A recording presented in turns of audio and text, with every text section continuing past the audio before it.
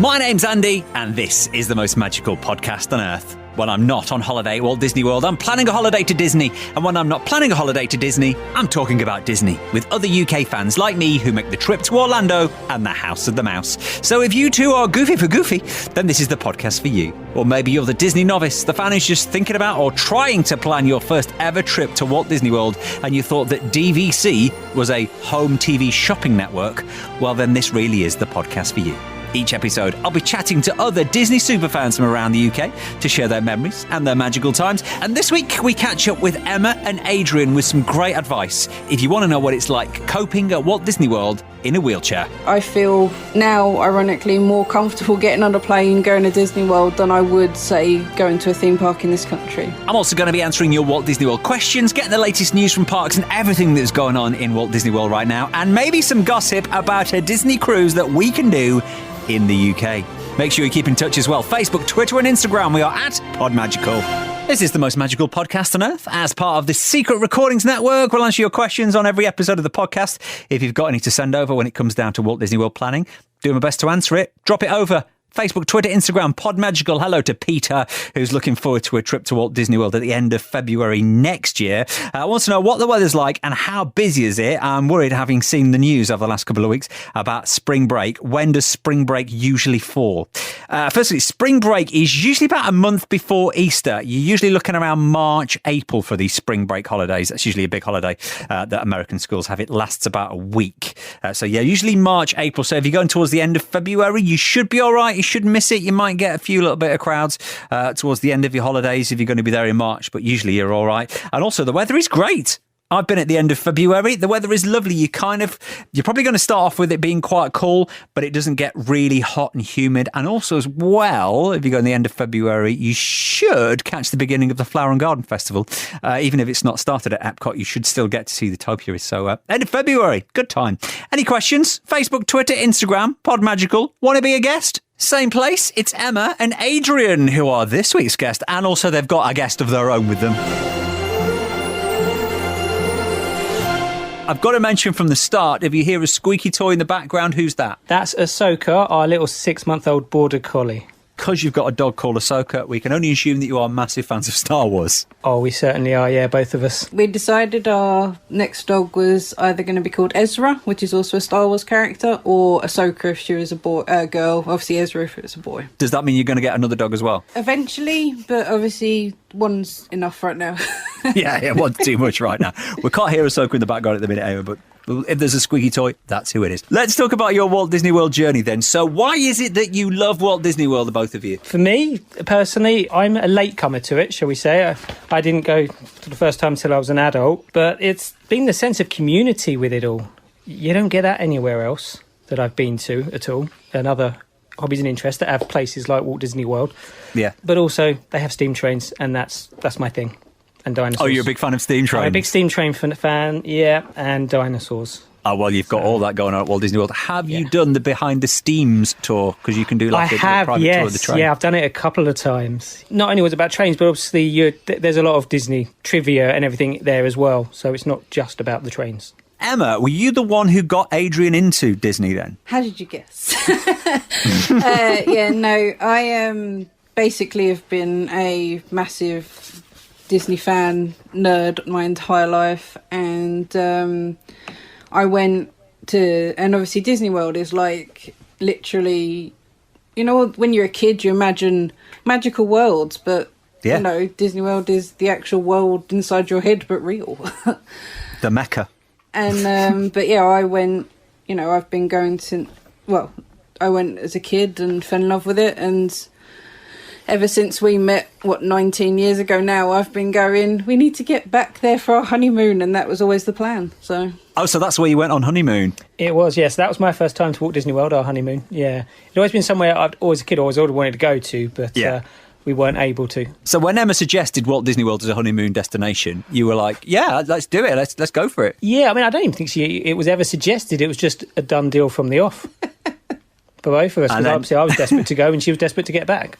Yeah, and how many times have you been together since? We've been 3 times so far. Okay. I've been twice previously as a kid. You don't rub it in. Yeah, once when I was 10. Well, for my 10th birthday, actually. That was my first time going. And second time was a year later when the castle was a cake. Oh, so that was for the 25th. Yes.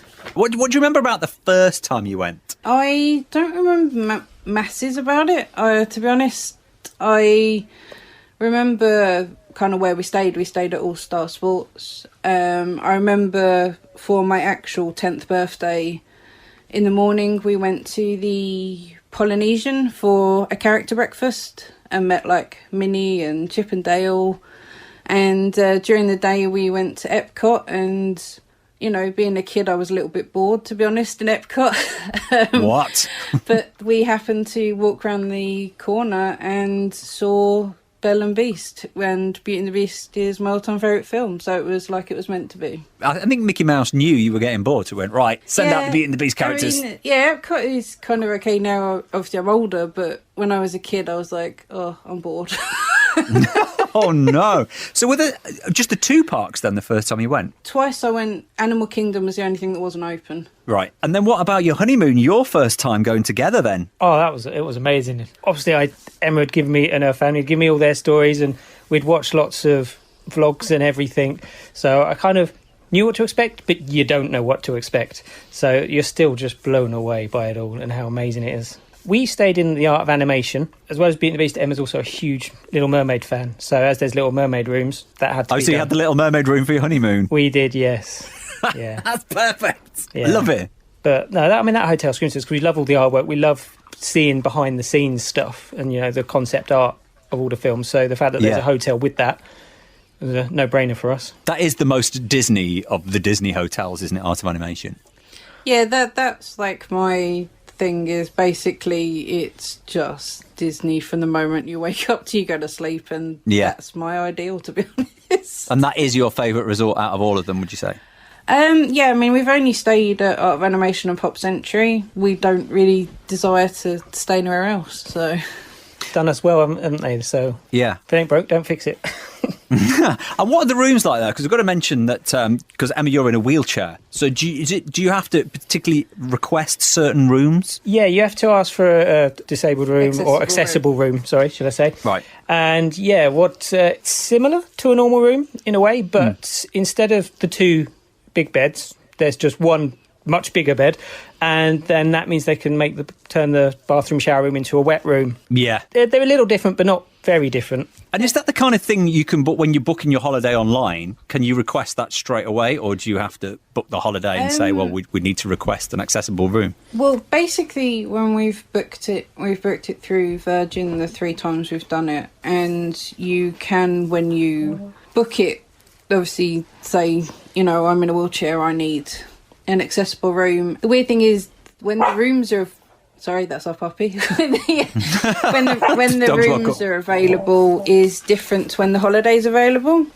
Right. Basically, you request an accessible room, and usually because we book about a year in advance, it's quite easy. So it's literally like a first come, first serve for when the rooms actually become available. Yeah, we've always got them. They're always obviously easy because, you know, getting around in a chair is not. So, especially when it comes to Disney, that's the other thing is obviously as I'm older, I'm now in a wheelchair. So obviously just how I feel as included as Adrian, which is very rare for somewhere, to be honest. I do get a lot of questions, actually, people who've been to Paris, and they're like a little bit intimidated by going, because I think it's because it's so far.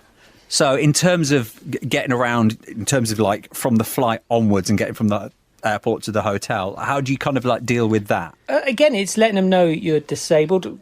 Yeah. See, 2 times we've had a car, but the last time we didn't. And the travel company, obviously it was the Magical Express then, their buses actually do have a wheelchair space at the back, and there's a big ramp that comes down to pick you up into it.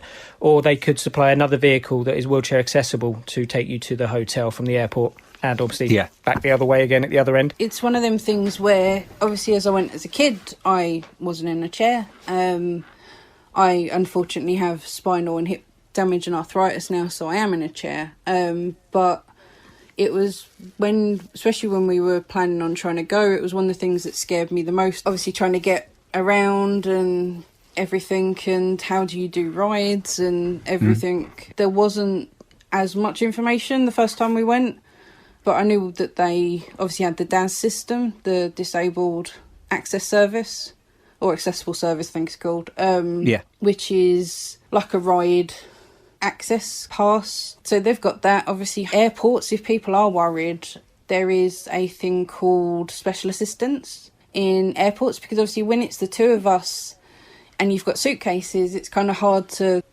we have literally at airports been me holding the suitcases while Adrian's pushing me, and it's to balance them on your head. Yeah, it's basically like someone helps you and they will like get you through the airport, and it's all free. You don't pay any, because that's the other thing that I really appreciate is with the rooms and with DAS and with all the things, is we didn't have to pay a penny extra than any other guest would. Yeah, and why should you? Exactly. That's one of the things, is some other places is they kind of add a disabled tax, if you want to call it, onto things. Like I said, it's the place that I feel now, ironically, more comfortable getting on a plane going to Disney World than I would, say, going to a theme park in this country. So yeah, it's probably, when you think about it, it's probably one of the most accessible places in the world once you're there, because it's pretty flat.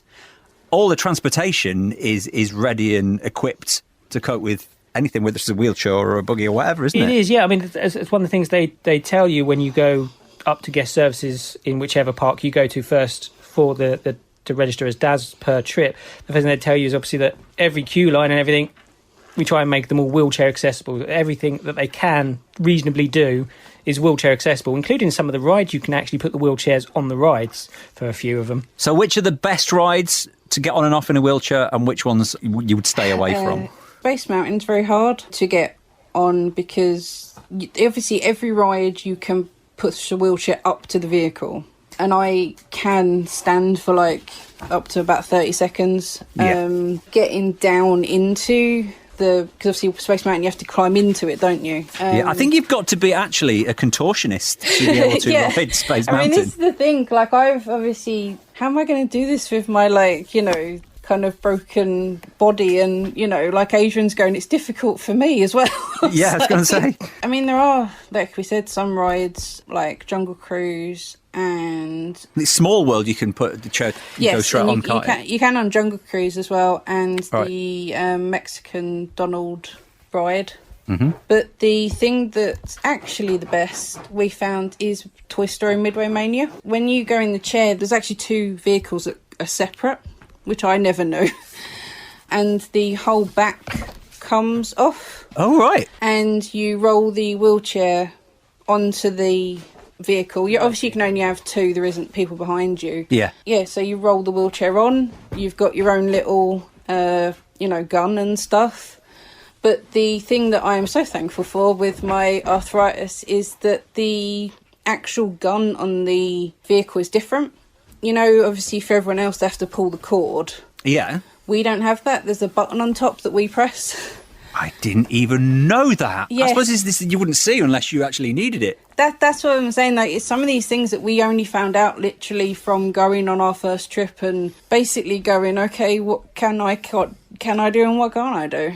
Yeah, because Buzz Lightyear's rides, the gun sometimes, isn't it, with the trigger with your arthritis, is a bit painful. Yeah, but I mean, some of the rides, like take Buzz Lightyear, you get on at the exit. There's certain things like that. So and I will always be really appreciative that the cast members never rush you. Some of the, obviously, the revolving ones, the ones that constantly move. Like Haunted Mansion. Yeah, stuff like that. They will. I don't need to, but if I need to, they can slow it down stop it so that I can get on comfortably and everything. So. Well, while we're talking about attractions, do you have a favourite attraction? Is it a joint attraction, or have you got a favourite one each? Does the castle count? The castle can count. Yeah, it's kind of like an attraction, isn't it? No, mine is the Beauty and the Beast stage show. Obviously, as I've said, Beauty and the Beast nut. But literally watching it now in my 30s, I feel the same as I did when I was a kid. When you saw it first time round. Yeah. And have you done Enchanted Tales with Belle as well? I have. Adrian's usually the Suit of armour. Suit of armour. Right, yeah. Providing we've got somebody else with us, obviously, to wheel Emma into the room. But quite often, because I'm in the wheelchair at the corner, they're like, "So, Princess, do you want to meet Belle?" And I'm like, "Oh my god!" Do I? Yeah. But you're already at the front by that point anyway. Yeah, that is the only other good thing, obviously, about Disney is people don't realise that the shows and stuff, the accessibility there is like amazing as well. Like your seats are either at the front or the back. Yeah, and easy to get to. Yeah, very easy to get to, and there's always space for a carer next to you as well. Adrian, have you got a particular favourite attraction? I certainly do, Awesome? yeah. No, for me, it's Rockin' Roller Coaster, providing I'm sitting on the back row. Oh, you go for the back, do you? Oh, yeah, because you see the whole ride ahead of you, snaking around. And you get the G's. Yeah, whereas when you're at the front, you don't quite see as much, I feel, when the lights are flickering, because there's more happening behind you. But the fact that when you're at the back, you can see where you're about to go, so it builds up the excitement. Emma and Adrian on the podcast this week. We'll chat more. Star Wars, Steam Trains, Beauty and the Beast, and we've not talked about food yet. Let's get a quick update in the news first, though. Before we get the latest from Walt Disney World, a little bit of news. If you're thinking of going to Walt Disney World, and I'm guessing you're listening to this podcast, you're probably thinking about going to Walt Disney World at some point. Lingus, a couple of weeks ago, announced non-stop flights for the first ever time from Manchester Airport to Orlando. In fact, they're flying from Manchester to Barbados, New York, Orlando, and also Boston. The official US Department of Transportation have given permission for Aer Lingus to fly from the 29th of July. So they'll be flying from Manchester Airport to Orlando direct from the 29th of July. Watch this space. And if we still can't fly out to America and we can't go to Paris, then there is still a chance for us here in the UK to experience Disney magic. Thank you to Disney Cruise Lines. You will have heard about this last week. You would have had the email. The Disney Magic is going to be setting sail this summer only for us here in the UK. There's going to be 4 ports that it's going to be sailing from. London, Tilbury, Newcastle, Liverpool and Southampton. The cruises, as I say, only for UK residents, will be 2, 3 and 4 night experiences at sea. There will be no stops at ports of call. So you will get on wherever your port is, be it Liverpool, Southampton, London or Newcastle. You'll sail around for a few days and then you'll come back and you'll get off. There's going to be some limited experiences on the ship as well, such as maybe Marvel Days at Sea, Frozen-themed festivities, character interactions. The Beauty and the Beast show is on the Disney Magic. At the moment, we are waiting for more news about, well, when the dates are, where they're going to be sailing from officially, and more importantly, how much it's going to be. But if you need some Disney magic in your life, watch that space. News from Walt Disney World. There's not a lot to report, really. The castle still getting its makeover. There's a few other things are actually getting a bit of lick of paint for the 50th celebrations.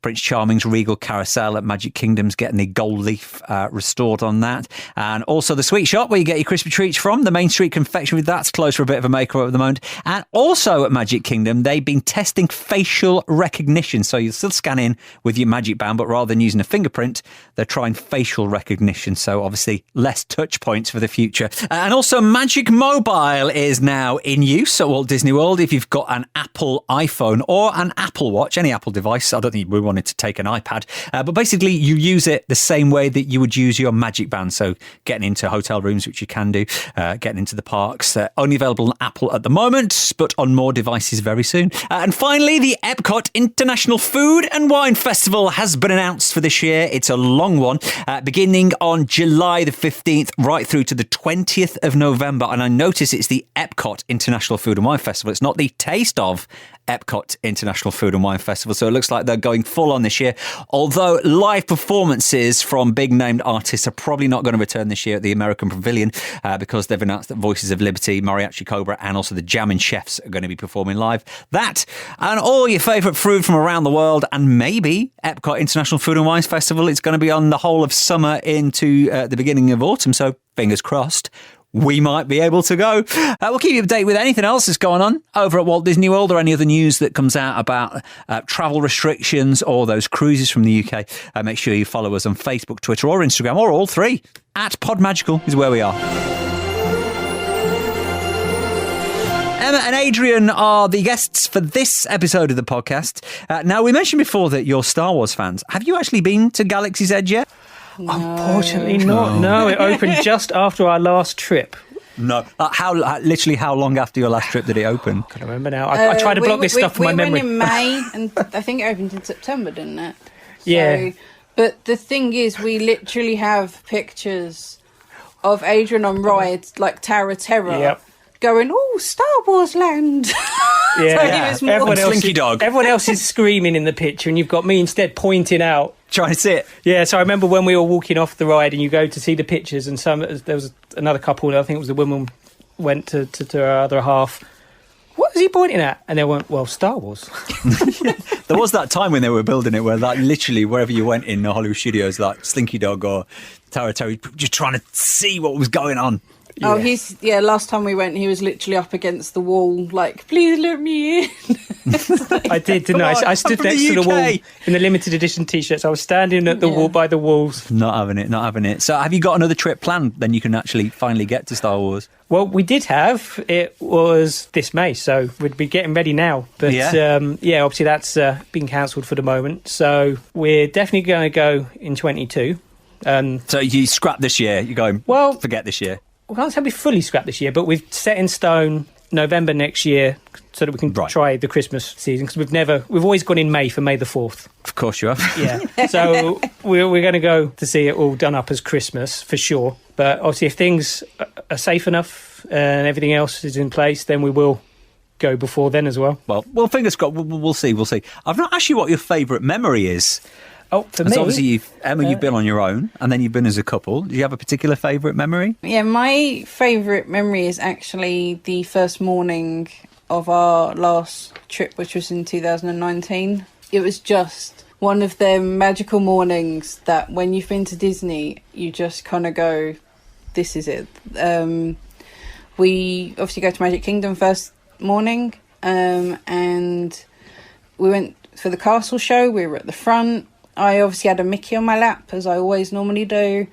And at the end of the castle show, Mickey and Minnie were like, doing the little heart signs and blowing me kisses. And I got highly emotional.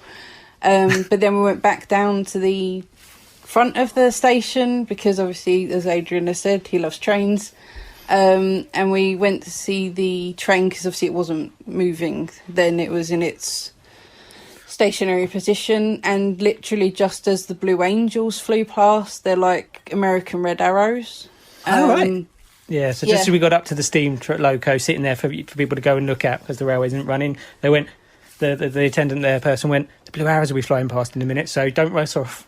Yeah, and then as we come out of the station, the Main Street citizens were doing like their show. And we got some pictures with them, and then we went to meet Mickey and Minnie, and we were on our own with them. We don't know how that happened. It was a fluke. But we were on our own with both of them because they're in their birthday outfits. And then we came out of there and the Dapper Dans were singing. It was literally like... Who then obviously stopped and talked to us afterwards. Yeah, it was just literally one of them mornings where you're like, this is the perfect Disney morning. Perfect Magic Kingdom morning, that, isn't it? Yeah, so that was a great time. And then for me, I think my favourite memories, like I said, obviously the community stuff, but I actually think for me it's mainly been like the character meets. We've had some amazing ones over the years. We were at Epcot on our last trip, and we went into the character meet where you have Mickey, and then in the next booth's Goofy, and then Minnie at the end. So we met Mickey, and I greeted him in his voice, and he then went and grabbed Goofy, even though Goofy had a queue. And we just had the two of them to ourselves for a bit, with everybody else just watching and laughing at us, which was amazing. And Goofy's Adrian's favourite, and Mickey was like, going to Goofy, he stole my voice. Yeah. So is that your favourite character to meet then, Goofy? Or is it just your favourite character in all? Goofy's my favourite character. We've had some amazing meets and some real play larking about with him, especially... that was our honeymoon. Yeah, on our honeymoon trip, wasn't it? The first one, when we went to go meet him in the circus tent. The Memory Maker system had gone down. So we were the next one to meet, and they went, sorry, it's going to have to be a while we try and figure out why all our cameras aren't uploading what we're doing. And so Goofy took the cuddly Mickey off of Emma's lap and then was using the ramps on either side of him as a slide. And then he went, do one of you want to do this with me? So we've got videos of me and Goofy, one each side, counting down and then sliding down. Just messing about. They're the best, aren't they, when you just have fun with the characters? I think our best meet and greets have been with Gaston. Your best. We're one apiece at the moment. My worst and my best. Well, I'll go on, explain. We had honeymoon badges on. So when we got up to meet him, he saw the badges, obviously, and he made me stand in the corner facing the wall while he then walked out into the park and announced to everyone that I was a fool because I brought my wife to meet him on the honeymoon. Oh, and was he right? That's the question. I suppose. Did he try and run away with you, Emma? That's the thing. But all our pictures from meeting Gaston is Adrian facing the wall and me just awkwardly kind of next to Gaston going, okay. You're in the wheelchair, so obviously... So obviously when we went to meet him on a next trip, I bought a T-shirt that I had made for me saying winner of the Nobel Prize. Ooh. And yeah, he didn't like that. No. So we're one apiece because we didn't get... Yeah. We tried to meet him on our last third trip, but could never seem to time it right. So we're still one apiece at the moment. Oh, we'll see what happens next time. We haven't talked about food. Have you got any particular favourite restaurants? Restaurant is obviously Be Our Guest. Beauty Obviously. and the Beast. Do you see a theme? I do, yes, somewhere along the line. Actually, I find it hard to eat there because I have a lot of allergies, and because of that, I'm a picky eater because I stick to basic foods. Yeah. So actually, my favourite food is the honey chicken from the quick service at Yak and Yeti. Yeah, that's a well go-to. But obviously, yours is different. Well, yeah, I'm a massive foodie. I really adore food, so I've try as many different places as I can. If we're lucky enough to have either friends that we know through social media come and do some time with us or we have taken family with us as well. So that means I can happen to disappear off to try different places. A couple of years ago, we took Emma's parents. Emma can't eat cheese and neither can her dad, but me and her mum can. So we obviously booked into Via Napoli because it'd be probably my only chance to go do it properly. Yeah. So that has to be my favourite restaurant, and I think that was probably my favourite food just because of how it was that day, because I accidentally... I'd watched reviews and videos and thought I was ordering the largest pizza I'd seen on them, but actually the largest one nobody had filmed that we'd seen, so I got a massive thing that we did. It was bigger than the table, the pizza. Yes. And I was with my dad at the American Pavilion. And I was getting messages from my mum going, I don't know how we're going to eat this because the pizza was overtaking the table. So they were like having to hold bits of it while one took bit off. And then it was just... So what was that pizza called? Because people now go, I want this. I want this picture. Remember what it was called? What would he order? We have pictures. Yeah, I'd have to bring up a menu. I don't know. Obviously, I wasn't there. But it was... The fact that they then had like a doggy bag, it fed you for 3 meals, didn't it? Because he's still eating it now. Yeah, well, I'm a big eater, so I was over it, but Emma's mum isn't. So yeah, like Emma said, I ended up having it for the next few meal times. Right, we'll have to get a picture of that and put it up on our socials. We want to see how big this pizza was. We have pictures of my mum looking petrified of it. Emma, actually, as you've been for like many times since before the 25th, is there anything that they used to have at Walt Disney World that they've now got rid of that you think is a shame that it's no longer there? Spectra Magic. Oh, the nighttime parade. Yeah, I remember sitting on the pavement for ages waiting for that. I preferred it to the daytime parade when I was a kid. And yeah, it's one of them things that I wish they still did. Well, we were hoping that they were going to bring back a nighttime parade for the 50th, but we've not heard anything as of yet. Oh, that would be good, wouldn't it? Yeah, because I've watched videos, obviously Emma's shown me. So, yeah, I can see why she misses it. And do you venture outside Walt Disney World, or did you stay in the Disney bubble when you go? Well, you have to go out of it to get to the airport. Well, yeah. But apart from that... on our last trip, we were purely on property. But our previous two, like I said, we'd had a car. So we've been off to sort of do some of the shopping malls and other parks around the area. I mean, we have done Universal... Well, Jurassic Park and dinosaurs, so after. Yeah, so... Oh, well, yeah, Beautiful Dinosaur. But... They're not very good for a wheelchair, so... Are they not? They're not as accessible as Disney? They don't have any system for being in a wheelchair, and the way... there's a lot of curbs and, obviously, Harry Potter, which, obviously, being a Harry Potter fan, I was, excited for, but obviously you can't get the wheelchair into shops, and you can't, it's...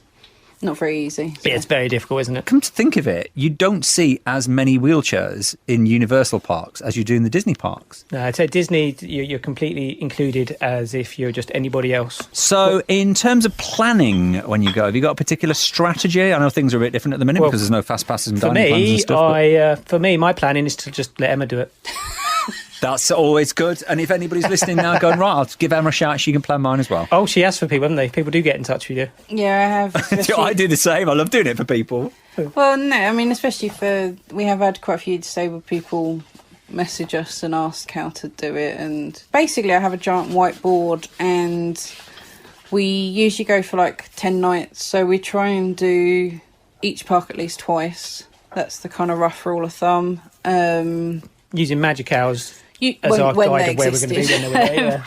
Using magic hours and stuff. But the thing that I would say when it comes to planning, from our point of view, when you are unfortunately ill, is that basically if you need to take... So that's our puppy. If you need to take time to rest. If you need to take things slower, do it. Yeah. Because in the end, it's not worth going like mad for 3 days and then not being able to do the rest of the holiday. So if anybody is thinking about going or anybody's planned and going, they've got a wheelchair, are you quite happy if I give out your Instagram? We are the two of us and the mouse. There you go. Emma and Adrian are happy to help. Well, I definitely am, especially when it comes to if I can, because like I said, when I first went, I'd read as much as I could, but it's a difference between reading and kind of hearing what actually it's like. And if I can help someone alleviate even the smallest amount of fear, I'm more than happy to do that. Next time you go, Adrian, you might have the new Velocicoaster over at Islands of Adventure. Yeah, so I had said to Emma, if we've got other people coming with us, then yeah, if she doesn't want to go, I might disappear over to check it out. Well, hopefully you'll have a trip coming up very soon. And of Christmas at Walt Disney World, if it's going to be next Christmas. It's the best time. Oh, good, yeah, so we're really looking forward to that as a new experience. Yeah, we're looking forward to putting lights on the wheelchair and stuff. So, and you can dress up for the party as well if you're going to one of the very Merry Christmas parties. We're intending to literally look like Christmas has thrown up on us. Oh yeah, go the whole hog. Lovely talking to you both, and obviously now I'm going to tell you to have a magical day. Thank you. Thank you, and you. And don't forget, if you'd like to join me one episode on the podcast to talk about your love and obsession of Walt Disney World, then you can get in touch. Facebook, Twitter and Instagram at PodMagical. Just send me a message and we'll sort it out at the time. The top tip of the week this week, for this episode at least, is all about castle pictures. So especially if you've been a few times, how many pictures have you got of you or your family and friends just standing in front of the castle, maybe in front of this friend's statue or maybe halfway down Main Street? It's the same picture all the time. Don't forget to get pictures from the other angles. The side of the castle or around the back of the castle is also really beautiful. And the great thing is that there's not as many people getting in the back of your shot. So, top tip for this episode, get castle pictures from all around the castle. Don't forget, if you've got any top tips, I'd love to share them. I'd love to hear yours. Just give me a shout. We'll get them on the podcast. Facebook, Twitter, Instagram, PodMagical is where we are. Don't forget to hit that subscribe button so you don't miss any of our podcasts. You can catch up if you're a new listener as well. We've got so many to listen to now. Over 70. Go way back to when we used to have fast passes and dining plans and, well, when we could go. Maybe soon. Hit that subscribe button. If you give us a 5-star review as well on Apple Podcasts, that's brilliant. And until next time, please stand clear of the doors.